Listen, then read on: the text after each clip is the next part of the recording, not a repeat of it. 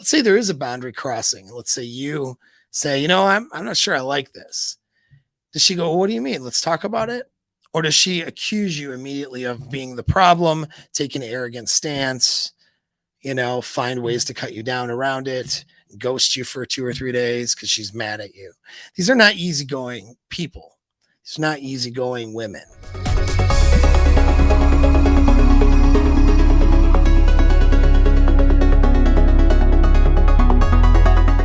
Another thing you want to vet for is it kind of falls in line of what we call agreeableness, right? Which is an attractive quality for women. But is she easygoing? That's something you really want to look for, because an easygoing woman is going to, when I say easygoing, what do I mean? Hey, when are you free this week? I could be free like Wednesday or Saturday or Friday. After 6 is usually good. All right, cool. Let's get together this place this time. All right, that sounds awesome.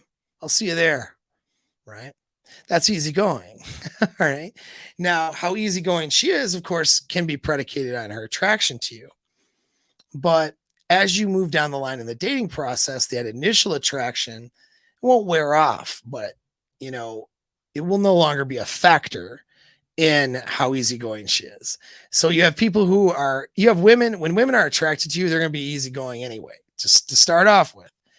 But when it's new and they're attracted, when it's no longer new, okay, then she's going to fall into what her normal psychological makeup tells her how to act. She's going to fall to her previous experiences and behaviors that she's already instilled, which is what her unconscious mind is telling her to do. All right, her unconscious mind that drives her behaviors is all from like the past experiences and past ideas and and then that creates these patterns, and the patterns of behaviors that she has, that's what she'll fall into.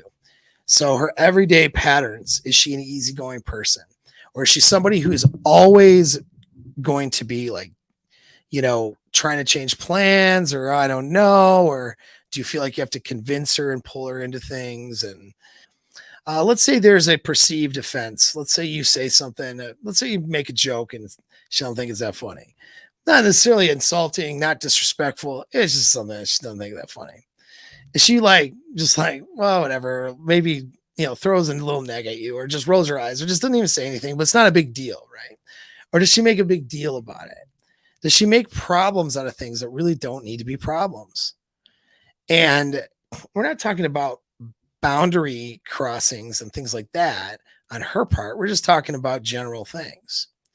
Or how about, let's say a boundary is crossed. Does she handle that like an adult? Okay. Or does she create a bunch of drama for you? Does she create a bunch of problems? That's not an easygoing person, is it? And so easygoing people are able just kind of to go along in life, focus on the positive and not be so focused on the negative.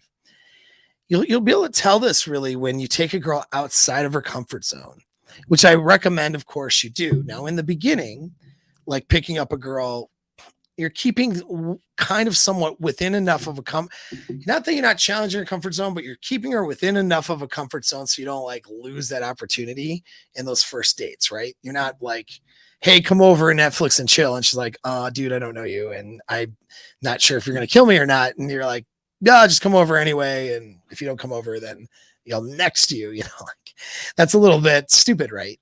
But it's like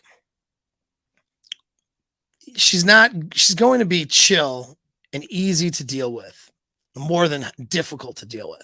Doesn't mean that she's going to have like no boundaries. It doesn't mean that she's not going to ever be upset with you, but does she handle things being pretty chill about it, pretty easy about it? Or is she somebody who's going to be problem and create problems, test you all the time, right? Anytime things you tell her no, and that's a good way to see if she's easygoing or not, is you tell her no. I want to go here. Okay, I don't really want to go there. We're going to go here instead. And then she pouts and she gives you problems. These are not good signs, Now, again, girls don't like not getting their way. It's going to happen that she doesn't get her way, and she doesn't have, she's going to react in a way that indicates she doesn't like it. That's okay. But what is she doing though with that reaction? Is she holding a grudge? Is she, not calling you for 2 or 3 days? Let's say there is a boundary crossing. Let's say you say, I'm not sure I like this. Does she go, well, what do you mean? Let's talk about it? Or does she accuse you immediately of being the problem, take an arrogant stance, find ways to cut you down around it, ghost you for 2 or 3 days because she's mad at you? These are not easygoing people. These are not easygoing women. And women like that, by the way, will often accuse you of not being easygoing because basically you don't give them their way and then they bitch, cry, moan, create a problem. And they say that you're the not easygoing person. You're the complicated, difficult person because they didn't get their way. All right. So you'll often see actually too, women who lack these traits will project that the other person doesn't have them. That's a very common thing. And so, oh, he's difficult. It's like, he's pretty chill. How is he difficult? Oh, he told you didn't want to do that. You didn't like it. So you created drama and problems for them. And then you said, oh, he's difficult. You see what I mean? So a lot of these women will do it to themselves and they will literally blame the people in their lives for having the traits that they themselves possess or don't possess, right?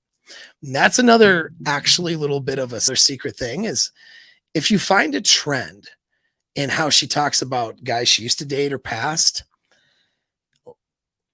be wary of that and look for her having that trait that she's bitching about. So she's like, oh, I date all these selfish men.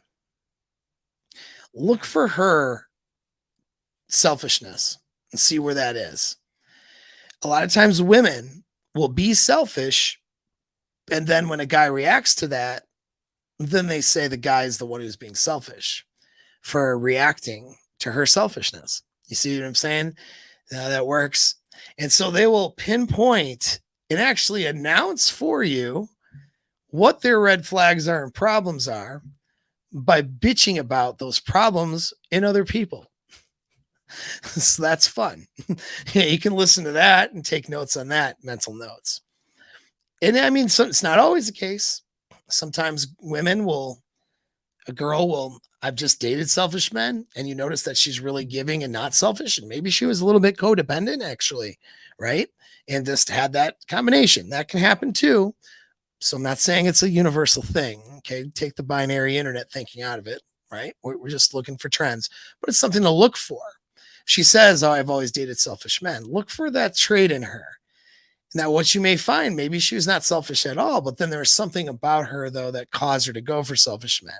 Maybe somebody who gets off on more or less placating and giving to somebody, which can be a good trait or can be a bad trait if it's taken too far. A girl who likes to do things for others and, to give, we'll say a giver in a relationship could be a great chick, great healthy person. But if there's somebody who is dysfunctionally attached to that trait, though, what that means is they won't feel right unless they're constantly seeking validation through being able to give to somebody and then having that, we'll say that approval being withheld. So there's some women who they say they're givers, but they really are going for a guy and they only are trying to earn or win a guy over. So it's the toxic men that withdraw or withhold, that approval that she'll be attracted to. And so if you show up as a healthy partner who doesn't do toxic behaviors of showing no appreciation, acting like you don't care, this and that and the other, you see, she won't be attracted to you now because she'll feel like, oh, I won him over too easily. I really, she says she wants a guy that appreciates her, but really though, who she's attracted to are guys that she would do things for.